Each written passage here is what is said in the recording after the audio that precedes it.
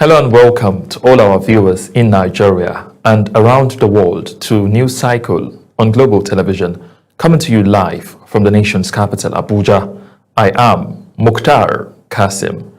A quick reminder that Global Television is on DSTV channel 365 and on StarTimes channel 276. We begin from the presidential villa where President Bola Tinubu has assured Nigerians that the ongoing restructuring of the country's security architecture will soon yield positive results. The president gave the assurance while meeting a delegation of the Christian Association of Nigeria, CAN, led by its president, Archbishop Daniel Oko, at his Lagos residence. According to a statement by the presidential spokesman, Bayo Onanuga, Tinubu said his administration remains committed to establishing state and community policing and urged religious leaders to work with the government to restore peace and stability nationwide. In the meantime, the federal government has confirmed that the explosion that damaged properties in Offa, Kwara State on Christmas night was caused by the debris from the precision-guided munitions used by a joint Nigeria-United States anti-ISIS operation in Sokoto State. The Minister of Information and National Orientation, Mohammed Idris, said the debris fell after airstrikes were carried out on ISIS enclaves in the Buwani forest of Tangaza local government area, following approval by President Bola Tinubu. He added that intelligence reports showed the location were being used by foreign terrorists infiltrating Nigeria from the Sahel. In the meantime, the Sokoto State government has confirmed that a joint Nigeria and United States airstrike targeted terrorist enclaves in Tangaza local government area of the state without recording any civilian casualty. The confirmation was made in a statement by the Director General of Media and Publicity, Abubakar Bawa. The state government welcomed the international collaboration, describing it as critical to degrading terrorist network operating along Nigeria's northwest borders. In the meantime, the African Democratic Congress ADC has criticized President Bola Tinubu over the US-led airstrikes against terrorist positions in Sokoto State, accusing the federal government of outsourcing its core responsibilities. The party's spokesman, Bolaji Abdullahi, questioned Nigeria's sovereignty and faulted what he described as poor leadership and over-reliance on foreign intervention to address domestic security failures. The ADC has now demanded full transparency from the government, calling for a detailed report on the outcome of the strikes, including the number of terrorists killed and the extent of Nigerian involvement. Now, as Nigeria moves steadily towards 2027 general election, debates over economic direction and fiscal management are taking center stage. The African Democratic Congress, ADC, has raised strong concerns over President Bola Tinubu's 2026 budget proposal, describing it as unrealistic and dangerous for the country's future. Our political correspondent, Ubong Usoro, reports. African Democratic Congress, ADC, has described the 2026 budget proposal presented by President Bola Tinubu as a budget built on quicksand, driven by debt and what it calls wishful thinking. Speaking on Global Television political program Big Talk, the party's National Publicity Secretary and former Minister of Youth Development and Sports, Bolaji Abdullahi, said the document lacks fiscal discipline and economic credibility. According to him, a preliminary review by the ADC team of economists shows the 2026 budget merely repeats the failures of the 2024 and 2025 budgets, both of which suffered poor implementation and repeated revisions. You have not met your production targets in the last 3 years since you've come. You've met your oil production targets. Number two, you are talking about $64 per barrel. What has driven the price of oil is also part of what you are seeing happening in Europe. Abdullahi accused the Tinubu's administration of running multiple national budgets simultaneously, a practice it described as unprecedented and a clear sign of fiscal chaos. How the quality of life of the citizen, whatever you think you are doing, no matter how brilliant what you think you are doing, no matter how efficient you think your economy is running, in terms of your balance sheet, what matters in the end is, has it improved the quality of life of your citizens?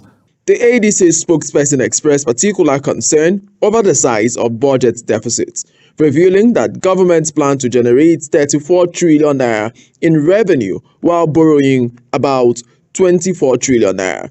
The African Democratic Congress says the 2026 budget, now before the National Assembly, is a debt trap, disguised as financial planning. As the 2027 elections draw closer, the party insists Nigeria needs a new economic direction anchored on fiscal discipline, credible budgeting, and long-term sustainability. Ubong Usoro for Global Television News.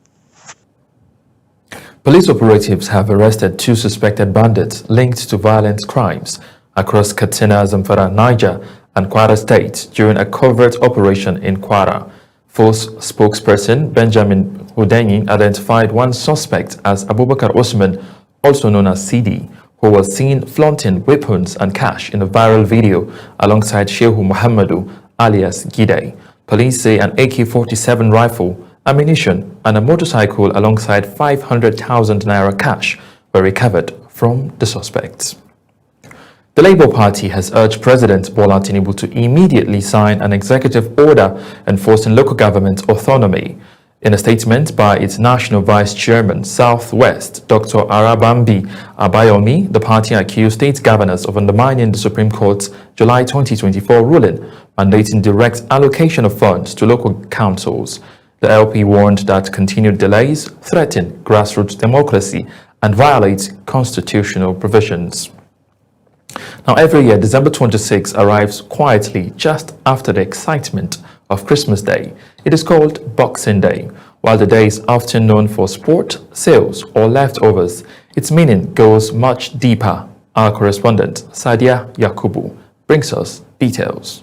Boxing Day dates back hundreds of years. Traditionally, it is a day when boxes of gifts were given to those who had worked through Christmas, servants, tradespeople, and those less privileged. Churches would also open their donation boxes, sharing what had been collected with people in need. The Boxing Day, in most cases, is construed to mean exchange of blows.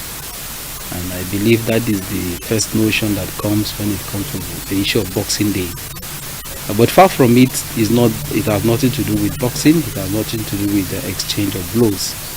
It's primarily gifts you unravel the day after Christmas. At its heart, Boxing Day is about generosity, not celebration, but gratitude. A reminder that after receiving, we give. Today, Boxing Day has taken on new traditions, but the message still matters. It's a day to slow down, to say thank you, and to think about others, whether through kindness, time, or simply checking in. Boxing Day is the day for family celebration, food, good music. Because I'm here with my family. Okay, why are you here today?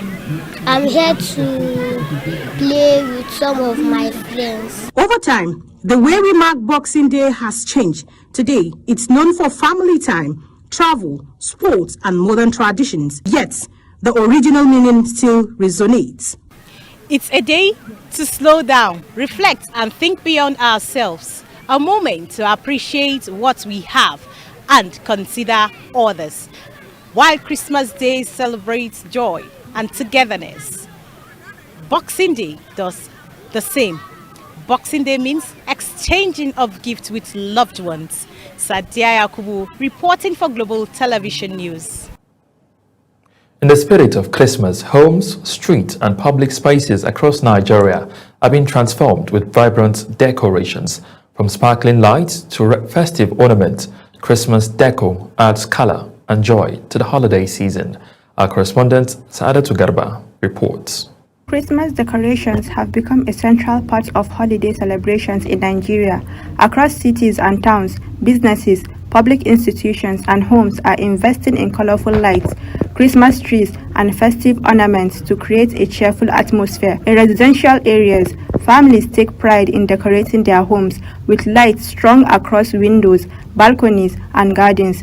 Many households also display Christmas trees adorned with baubles, tinsels, and sparkling lights, creating photo-worthy scenes that attract visitors and neighbors. Christmas decoration, I think it reminds everybody that it's actually really Christmas. It has color, and it makes the whole celebration a little bit more exciting. Shopping malls, hotels, and commercial centers have also embraced the festive spirit. Giant Christmas trees, themed displays, and decorative lighting enhance the shopping experience, drawing in customers and creating lively environments for families and friends. Community centers and public spaces are not left out. Local governments and organizations often organize decoration contests, street light events, and festive exhibitions, fostering community engagement and cultural celebration. Sometimes the way the lightning, somehow when you see the light, it gives you that memory that this is Christmas.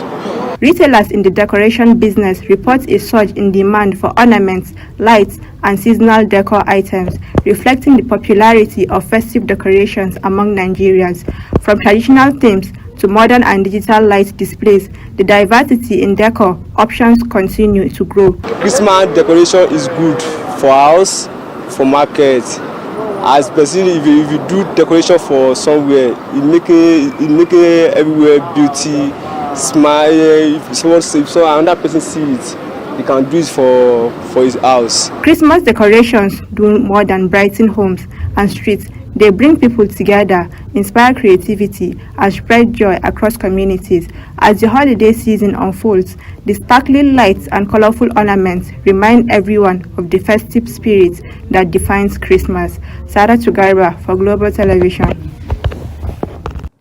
And now to the education sector. The Academic Staff Union of Universities, ASU, says it is hopeful that the federal government will honor the recently reached agreement between both parties. ASU President Chris Piwuna said the union will meet the Minister of Education, Tunji Alausa, in January to finalize implementation commitment. He noted that past agreements dating back to 2009 were repeatedly breached, fueling years of industrial disputes. You're watching the live broadcast of News Cycle. When News Cycle returns, NFF denies report of FIFA rejecting Nigeria's 2026 World Cup appeal against DR Congo. Details coming shortly, plus business and foreign stories on the other side of this break. Please stay with us.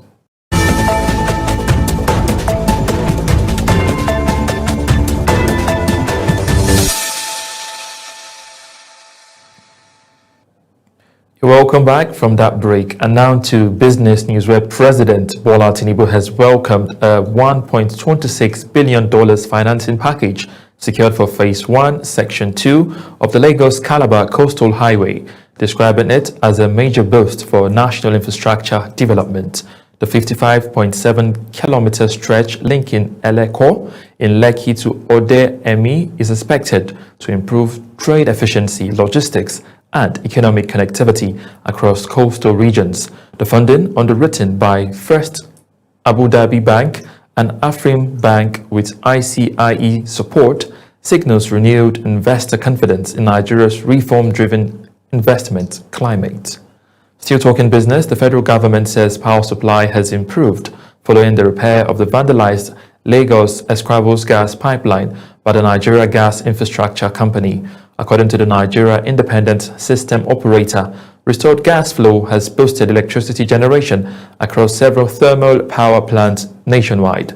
Authorities say the development marks a positive step towards stabilizing the national grid, with other plants on standby awaiting gas supply confirmation.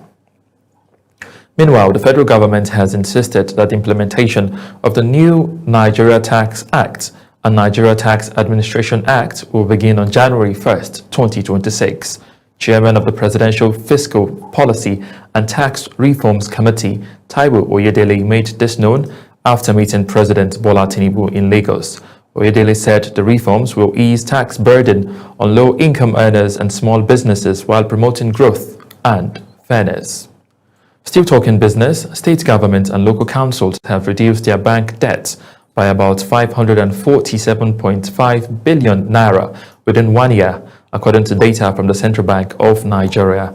Figures show banking sector exposure to state and council fell from 2.68 trillion naira in June 2024 to 2.13 trillion naira in June 2025.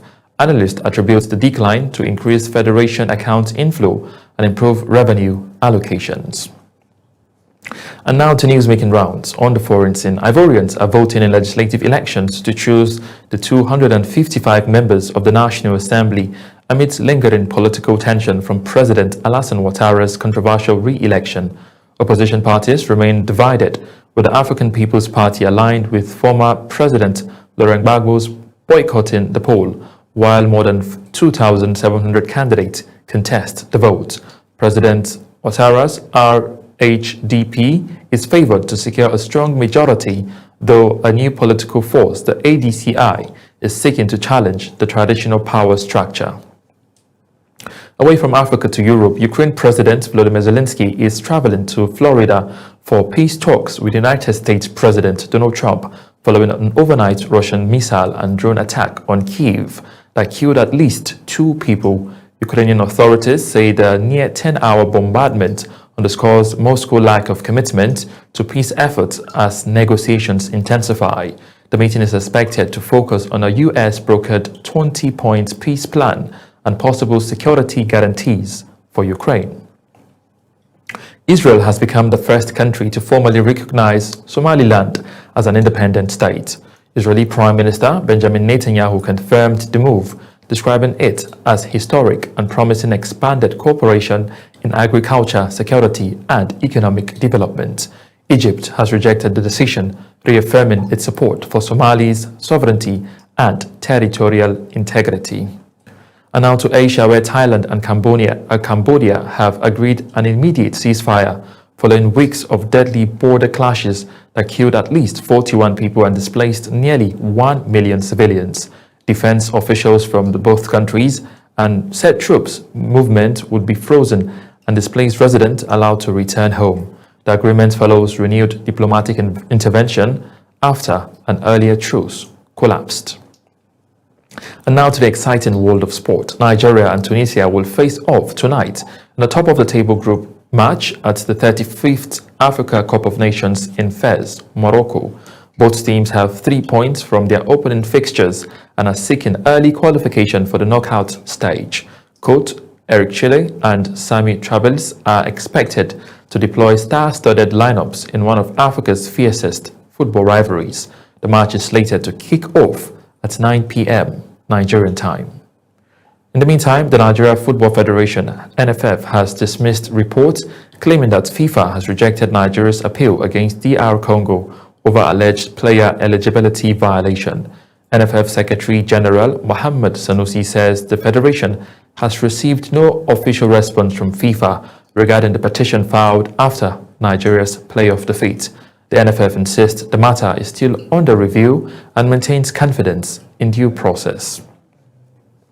Benin Republic have recorded a crucial 1-0 victory over Botswana in their AFCON 2025 group match to strengthen their chances of reaching the knockout stage. Defender Johan Roach scored the decisive goal in the 28th minute, capitalizing on a defensive lapse to put the Squirrels ahead. Benin then displayed solid defensive organization to protect the lead and secure all 3 points. Away from football to boxing, Nigeria-American boxer Emeka Nwokolo has clinched the 10th place in the World Boxing Association Super Welterweight ranking, moving up from 12th position. The 32-year-old Los Angeles-based fighter is now the only Nigerian in the WBA top 10 and the only African ranked in the top 15 at 154 pounds, following successful WBA title defense in July. Nwokolo, who holds a professional record of 17 wins and 1 loss and owns 5 championship belts, says he is targeting a top 5 ranking and a world title next. That's it on News Cycle. A quick reminder that Global Television is on DSTV, channel 365, and on StarTimes, channel 276. Kindly follow us across all our social media platforms, now showing on your screen, using @Global TV NG. I am Mukhtar Kasim, saying a very big thank you for watching.